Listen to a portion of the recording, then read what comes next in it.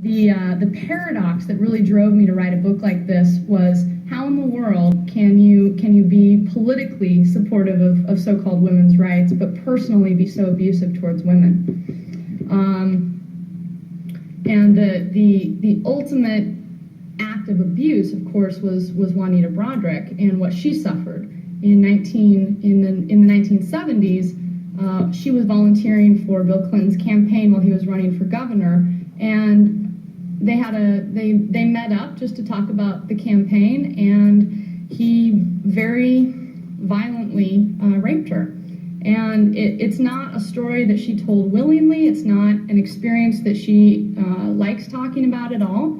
And it took her a couple of decades to talk about it publicly, but she eventually did tell her story and leave us with an impression that, to me, was this very credible story of a very violent assault committed against a woman by Bill Clinton. The media, of all of the stories, the media probably paid the least attention to Juanita Broaddrick's.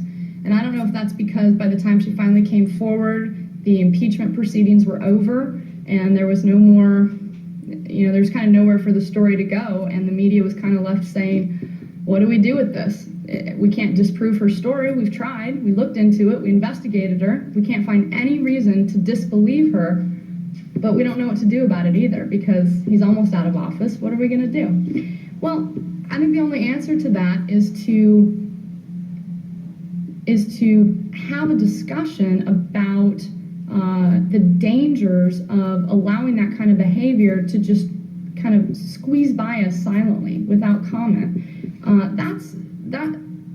That's probably the most brutal way a person can violate a woman, and it was committed by a person who's been held up as a supporter of women, and that kind of paradox I think needs to be blown apart.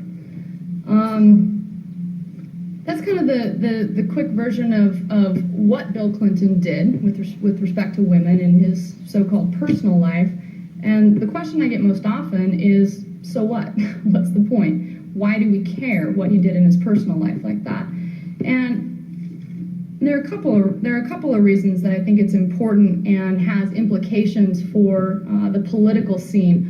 One is that Bill Clinton, of course, wasn't the only Clinton involved in all this.